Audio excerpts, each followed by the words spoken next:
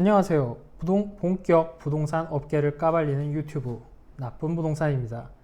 요즘 대한민국 출산율 감소가 지구에서 넘버원이라고 합니다. 다이나믹 코리아라고 이제 안 좋은 것도 1등을 하고 있는데 더 떨어지면 이제 내전 레벨이라고 하죠.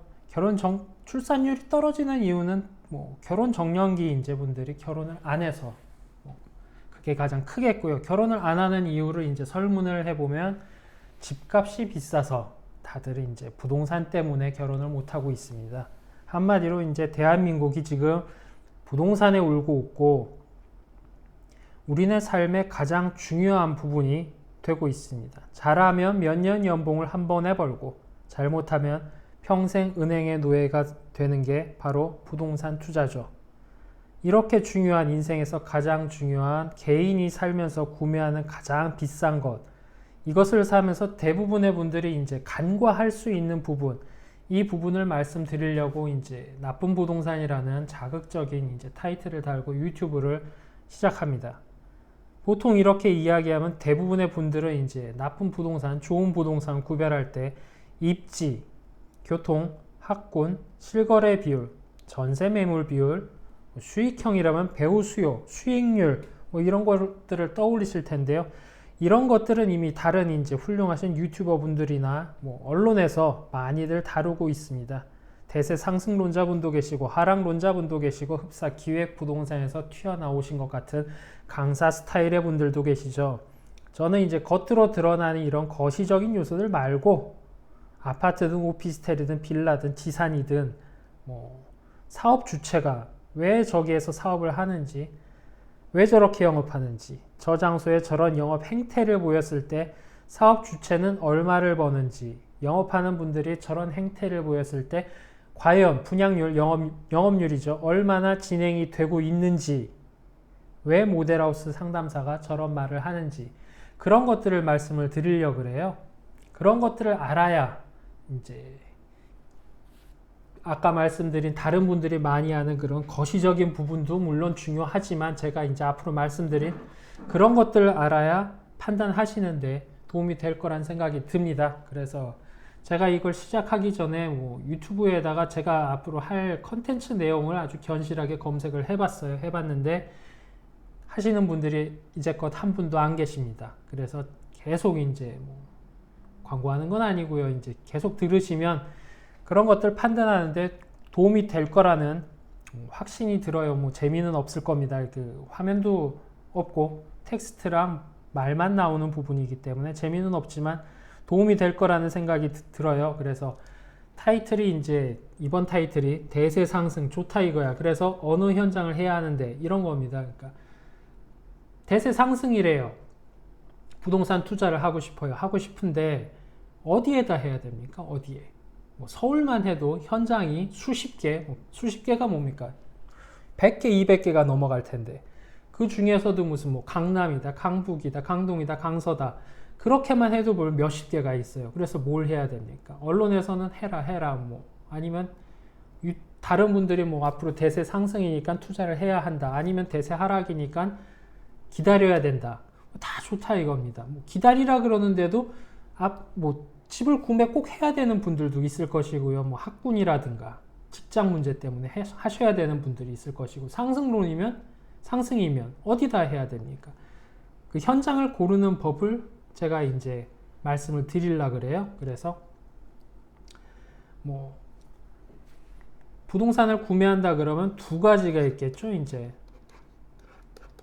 분양이 있겠고요. 그냥 일반 기존 주택이 있을 겁니다.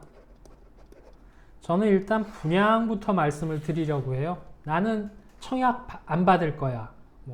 미분양 이런 거 안 할 거야. 새 거 안 할 거고 기존 주택을 할 거야 라고 생각하시는 분들도 분양에 대해서 아실 필요는 있어요. 자기가 원하는 지역에 가면 분양을 안 받을 거라 그래도 분양하는 데가 꼭 있게 마련입니다. 그래서 그 모델하우스를 가보시면 그 지역의 분위기가 어떤지 이런 거를 제가 앞으로 말씀드리는 걸 들으시면 파악을 하실 수가 있을 거예요. 그래서 분양부터 말씀을 드리겠습니다. 일단 분양이라는 건 시행사가 이제 사업 주체가 시행사입니다. 시행사랑 시공사를 이제 잘 모르시는 분들은 헷갈리시는 분들 계시고 부동산에 대해서 조금이라도 관심이 있으신 분들은 이 부분은 아실 거예요. 사업의 주체는 시행사고 여기 보시면 시행사란 통상 말하는 시행사랑 어떤 부동산 개발 사업의 실질적인 사업 운영자를 말합니다. 아파트라면 그 아파트의 사업의 실질적 운영자, 즉 재건축 아파트라면 재건축 조합이 될 것이고요. 일반 민간 사업자라면 그 사업장의 부동산 개발 회사나 지주 등 현실적인 그 사업을 실행하는 장본인입니다. 그래서 시공사는 제가 아까 말씀드린 대로 시공사, 보통 건설회사, 여러분들이 아시는 건설회사죠. 뭐 GS니, 차이니, 뭐 그런 거죠. 도급건설을 주어 건축을 완성하면 그 일군건설사 같은 경우에는 시행사 직영 그러니까 자기네들이 시행, 대행 전부 다 직영으로 하는 케이스도 있어요. 근데 저는 기본적인 부분을 말씀드리는 겁니다. 자금은 금융기관으로부터 조달하는 등의 역할을 합니다. 뭐 설정법상은 뭐 부동산 개발업자를 말한다. 이런 부분이 있고요. 그러니까 시행사가 나는 여기 이 지역의 아파트든 오피스텔이든 이러이러한 사업을 하겠다고 제안서, 사업계획서를 만들어서 시공사한테 가서 이제 보여주죠. 자기 원하는 브랜드 가가지고 보여주고 이러이러한 사업을 할 테니까 당신네들은 그 평당 건설비입니다. 건설비를 받고 여기 와서 당신네들의 이제 브랜드를 걸고 여기다가 건설을 해주세요. 라고 하는 겁니다. 그래서 만약에 그 제일 이제 갈 수 있는 높은 데를 먼저 제일 브랜드 가치가 있는 데로 가겠죠. 거기서 이제 OK가 안 되고 캔슬이 되면 고아래 등급 이게 점점 내려가게 됩니다. 이거는 다 마찬가지. 아파트든 오피스텔이든 말 많은 지역주택조합이든 마찬가지고요. 그래서 시공사에서 이제 콜을 했어요. 그러면 시행사는 대행사라는 데는 분양 대행 계약을 맺습니다. 분양 대행사는 시행사와 계약을 체결하고 분양과 관련된 모든 업무를 대행하며 수수료를 받아 수익을 얻는 회사를 말합니다. 여기서 수수료는 그냥 건물 전체가 될 수도 있고요. 근데 그런 일은 거의 없고요. 대부분 채당, 실당 수수료를 받습니다. 분양 대행을 할 때 작성하는 계약서에는 공탁금이나 페널티 조항 등이 들어가는데 분양이 잘 되지 않을 경우 대행사는 공탁금을 반환하기 어렵거나 계약한 수수료를 다 못 받을 수도 있습니다.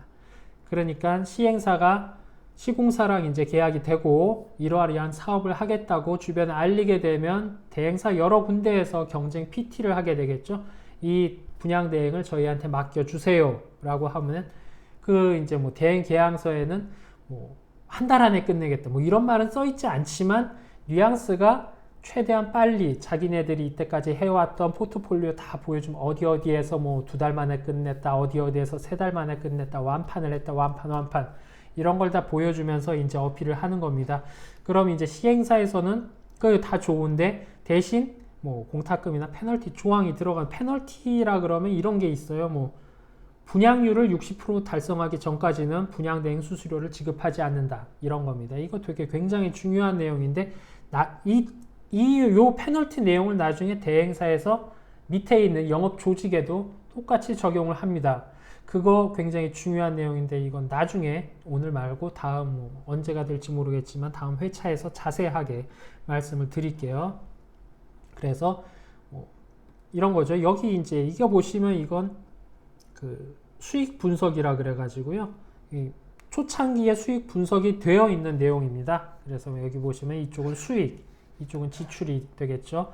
수익을 보시면 여기는 이거 초창기 기획서기 때문에 정확한 거 아니고요. 그 231세대짜리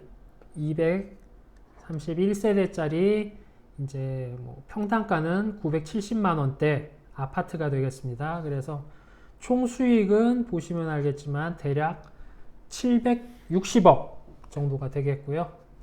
지출 내용 보시면 토지비가 218억 해서 28.2%, 공사비가 한 400억 그래서 한 52%, 그리고 판매비가 55억, 그리고 부대비 다 해가지고 이것도 한 50억 정도가 들어가고요. 이러한 부분이 있는데 여기서 이제 중요하게 생각하셔야 될 부분이 이거예요. 시행사가 이제 아까 보신 내용대로 보시면 평당 970만 원에 230채 그러면 이제 760억 그리고 760억이 되겠죠. 그리고 여기서 이제 토지비가 220억 정도가 아까 나왔습니다. 그래서 빼면 540억 정도가 되고 이건 뭐 러프한 내용이에요. 이거 뭐 정확하게 픽스된 내용은 당연히 아닙니다. 그냥 대략을 이해하시는데 도움이 되는 이제 숫자라고 생각을 하시고요. 시공사 여기에서 이제 아까 보신 그 기획서 내용대로만 보면 평당 공사비 370만 원 그리고 뭐 감리비 등 기타 등등해서 공사비 쪽으로 400억 정도가 빠집니다. 그러면 이제 140억 정도가 남았죠. 그리고 여기 보시면 모델하우스 임차 건립 해체 비용 20억, 홍보비 15억, 시행사 운영비 10억, 제세 공과금 기타 이 부분이 굉장히 많아요. 그래서 50억 정도.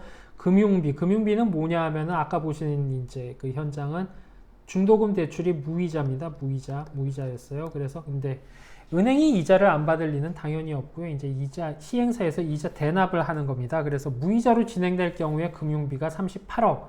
그래서 이거를 다 빼면은 다 더하면 130억 정도가 됩니다. 그리고 이제 아까 말씀드린 대로 시행사는 영업 계약을 대행사랑 맺어요. 대행사랑 계약을 맺는데 보통은 채당 대행 계약을 맺습니다. 아까 보신 이제 기획서대로 하면 채당 500만 원, 230채였죠. 그러면 11억 1,500만 원 이제 대행사에 들어가는 영업 비용이 되겠죠.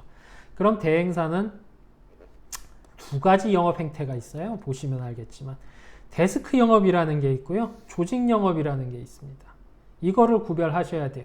위에 나와 있는 이런 내용은 이제 대충만 아셔도 되고 세세한 건 모르셔도 돼요. 전혀 이제 시청자분들이랑은 크게 상관이 없습니다. 뭐 자세하게 알아서 뭐 저런 현장 뭐 230개짜리 귀염둥이 이제 단지인데 홍보비를 얼마 정도 들어갔겠네, 홍보비를 뭐 어느 정도 쓰겠네, 이런 것도 나중에 뭐 식견이 굉장히 넓어지시면 이런 것도 굉장히 도움이 되겠죠. 얘네들은 이상하다, 홍보비를 한 15억에서 20억은 써야 되는데 딱 봐도 굉장히 돈을 아껴요. 그러면 얘네들이 지금 상태가 어떻다, 뭐 이런 거를 파악하실 수는 있겠지만 지금 단계에서는 너무 많은 걸 이제 아시려고 하면 머릿속에 이제 정리가 안 되시겠죠. 그래서 요 윗부분은 지금은 이제 생각하실 필요가 없다. 그래서 오늘 제가 말씀드리려고 그러는 건 요 부분이에요. 데스크 영업 그리고 조직 영업, 이거를 구별하실 수 있으면 일단 1단계로 구별을 하실 수가 있어요. 왜 그러느냐 보시면 알겠지만 일단 데스크 영업이에요. 데스크 영업은 뭐냐 하면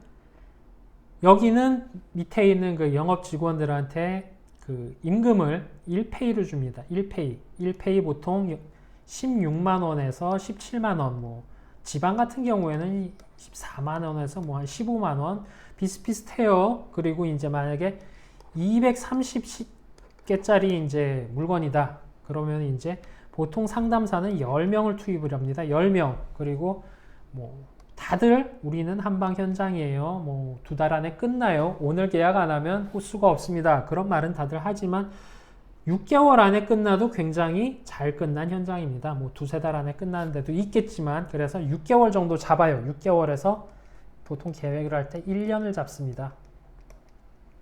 그러면 6개월 하면 데스크 영업 상담사, 뭐 기타 부대 비용 굉장히 많이 들어가지만 그런 거 다 빼고요. 그거는 데스크 영업이든 조직 영업이든 같이 들어가는 부분이니까. 그러면 이 데스크 영업을 17만 원으로 10명을 6개월을 이제 영업을 했을 때 이분들한테 들어가는 이제 비용이 3억 600만 원입니다. 3억 600만 원이에요. 그러면 이제 뭐 대행사가 11억을 받고 데스크 영업을 하게 되면은 7억 정도가 이제 남는데 그걸로 이제 운영을 하고 뭐 하고 본인들 이제 수익이 생기겠죠. 조직 영업을 볼게요. 조직 영업은 뭐냐 하면 조직 영업 상담사분들은요. 그 데스크 영업은 1페이라 그랬죠. 이제 뭐 분양이 잘 되든 안 되든 이분들은 일당으로 받기 때문에 임금을 받아요. 근데 이분들은 이 조직 영업이라는 건 그 임금이 정해져 있지 않습니다. 무조건 계약을 해야만 돈을 받아요. 계약을 작성해야만 돈을 받습니다. 만약에 조직 영업 상담사가 있는데 2달 동안 굉장히 열심히 일을 했어요. 근데 계약을 못 땄습니다. 계약을 못 따면 이 사람은 수익이 빵원이에요. 빵원. 영원입니다. 영원이에요. 그리고 뭐 아시고 그래서 보통 이제 아까 말씀드린 아파트죠. 230개짜리 아파트, 일반 분양 아파트라고 생각을 하면 보통 조직 영업에 이제 채당, 대행사는 아까 보시면 알겠지만 채당 500만 원의 계약을 맺었죠. 그 조직 영업을 한다 그러면 보통 이러면 350만 원이 조직에 내려갑니다. 조직은 또 그 뭐 본부장 밑에 1, 2, 3, 4 팀장, 그 밑에 직원분들 이렇게 있겠죠. 그러면 여기 이게 본부장, 팀장 뭐 여기까지 뭉뚱그려 350만 원이 내려가는 거예요. 그러면 채당이죠, 채당. 그럼 본부장님이 보통 350이라 그러면 50만 원을 가져가시고요. 300만 원 남죠. 그럼 팀장이 100만 원, 직원분들은 200만 원, 뭐 이렇게 되는 겁니다. 그래서 350만 원이 230채당. 그러면 8억 500만 원입니다. 공통부분 말고 이제 데스크 영업과 조직 영업의 차이점은 요 부분만 보시면 데스크를 하면 3억이 들고요. 조직을 하면 8억이 들어요. 그러면 대행사든 시행사든 물론 이제 조직 영업 대행사가 받는 채당 수수료라는 게 데스크를 하는 거랑 조직 영업 계약서가 달라요. 내려오는 수수료가 다르긴 합니다만 일단은 그것까지 들어가면 너무 복잡하니까 오늘은 간단하게 생각해 볼게요. 그러면 조직 영업을 하면 8억이 들고요. 데스크를 하면 3억이 듭니다. 그럼 시행사나 대행사, 그 이쪽 영업단 윗부분만 생각을 하자고요. 그러면 시행이나 대행에서 봤을 때 어느 게 좋습니까? 당연하죠. 이제 데스크 영업이 돈이 덜 들어요. 돈이 덜 듭니다. 조직 영업을 하면 돈이 많이 들어요. 근데 왜 이렇게 두 개가 있느냐? 당연히 데스크 영업은 아시겠지만 계약이 안 나와도 이분들은 돈을 받습니다. 그러니까 그 업무에 임하는 태도가 이 조직 영업이랑 데스크 영업은 판이하게 다르겠죠. 조직 영업분들은 계약을 못 쓰면 그달은 굶어요. 그러니까 영업을 굉장히 열심히 자기 돈까지 써가면서 영업을 합니다. 밖에 나가서 영업도 하고 뭐도 하고 뭐 돈을 들여서 인터넷 사이트, 블로그 이런 것도 운영을 하고 블로그나 뭐 이런 거에 소양이 없으신 분들은 자기 돈 주고 몇십만 원씩 주고 이제 블로그 대행 업체한테 맡겨서 블로그 올리고 막 그런 식으로 영업을 해요. 그러니까 간단하게 말씀드리면 이런 거예요. 대행사나 시행사가 생각하기에 우리 물건이 자신이 있습니다. 자신이 있어요. 그냥 가만히 있어도 데스크에 상담사만 그냥 데스크 영업으로 쫙 깔아놔도 손님이 알아서 와서 알아서 계약을 할 것 같습니다. 그러면 데스크 영업을 합니다. 그런데 그냥 일반적인 뭐 밖에 현수막 좀 걸고 네이버에 뭐 배너 좀 올리고 라디오나 TV 광고 뭐 잠깐 케이블 같은 데 하고 이렇게 하는 걸로는 안 될 것 같아요. 모자랄 것 같아요. 그러면 스스로 영업을 하는 조직 영업을 하겠죠. 돈은 많이 들겠지만. 이 부분을 생각하시면 아주 간단한 거예요. 그러니까 현장에 자신이 있으면 이 사업 주체들이요. 현장에 자신이 있으면 데스크 영업을 하고요. 자신이 별로 없으면 돈은 많이 나가지만 조직 영업을 합니다. 리스크 문제죠, 이제. 리스크가 높으면 수익이 많을 것이고 리스크가 낮으면 수익이 적을 거예요. 그렇게 간단한 이제 세상의 모든 돈이 흘러가는 곳의 모든 이치가 다 이제 말씀드린 이 부분 리스크 부분이죠. 데스크를 하면 자신이 있는 거예요. 조직을 하면 자신이 별로 없는 겁니다. 물론 조직 영업을 한다 그래서 이 현장은 전부 다 하자다 이렇게 말씀을 드릴 수 없겠지만 크게 1단계에서 크게 보면 요거 두 개로 나누시면 굉장히 간단한 내용이에요. 그래서 딱 갔는데 만약에 두 개가 있어요. 같은 동네에 두 개가 있습니다. 하나는 데스크 같은 뭐 종목이 달라서 나는 오피스텔 두 개 현장이 있어요. 한 군데는 데스크 영업이고 한 군데는 조직 영업이에요. 그러면 데스크 영업이 훨씬 더 이 분양바닥에서 오래 구르신 이 사업 주체분들이 판단하기에 훨씬 안정적인 현장이라는 뜻입니다. 그러니까 1단계로 지금 시청자분들은 데스크 영업이나 조직 영업을 구별하실 수 있으면 1단계로 그거를 이제 거르는 그게 되겠죠. 그래서 제가 첫 방송에는 지금 이 부분을 말씀드리는 겁니다. 그래서 어떻게 구별을 하냐? 데스크 상담사, 조직 상담사. 언뜻 보면 구별을 그냥 모르고 가시면 구별이 전혀 안 가요. 그쵸? 어떻게 구별을 할 겁니까? 근데 구별을 나름대로 하실 수가 있어요. 일단 데스크 상담사는요, 젊어요. 나이 든 사람들은 특히나 뭐 40대 중반 이후는 거의 쓰지 않습니다. 대부분 30대. 아니면 뭐 진짜 자신이 있다. 너무 자신이 있다. 이러면 20대 그 아름다우신 여성분들만 써요. 나이가 젊습니다. 그리고 그에 반하면 조직 상담사는 나이 제한이 없어요. 그러니까 그 대행사 입장에서 조직 상담사라는 건 계약을 쓰면 어차피 그 호수 그 시를 어느 분이 계약을 했든 이 위에서는 상관이 없죠. 그러니까 조직 상담사는 100명이 깔리던 300명이 깔리던 똑같아요. 나가는 돈은 똑같습니다. 채당 나가는 거기 때문에. 그리고 뭐 이분들이 사용하는 전단지가 굉장히 많아진 뭐 그런 건 있겠지만 굉장히 소소한 비용이 되겠고요. 그러니까 나이 제한이 없어요. 사람을 가릴 필요가 없습니다. 그냥 다다익선이에요. 그래서 조직 상담사 같은 경우에는 면접이 없습니다. 그냥 내가 이걸 하고 진입장벽이 없어요. 진입장벽이 없기 때문에 내가 하고 싶다. 그러면 다 받아줍니다. 그러니 뭐 나이 제한이 있을 리가 없죠. 그에 반해서 데스크 상담사는 면접을 봅니다. 면접도 보고 그 어느 현장에서 어떻게 해왔나, 뭐 만약에 청약을 받아야 되는 현장이다. 그러면 청약, 뭐 점수 이런 거에 지식이 굉장히 있어야 되기 때문에 그런 거 다 물어보고 면접을 보죠. 그런 차이가 있고요. 데스크 상담사는 1페이, 그러니까 돈을 기본적으로 받는 분들이기 때문에 복장이 통일돼 있죠. 회사에서 복장을 통일시킬 수가 있어요. 그 여성 상담사분들 같은 경우는 아예 옷을 지급을 해줘서 쫙 맞춰주고, 남성 상담사분들도 데스크 같은 경우에는 정장을 입는데 색깔, 넥타이 색깔까지는 맞춰서 입습니다. 그런 차이가 있고, 조직 상담사 같은 경우에는 뭐 기본적으로 정장을 입긴 하지만 굉장히 자유롭죠. 자유로운 이제 복장을 입고 있고요. 나름의 룰이 있어요. 그리고 데스크 상담사 같은 경우에는 예를 들면 이런 거죠.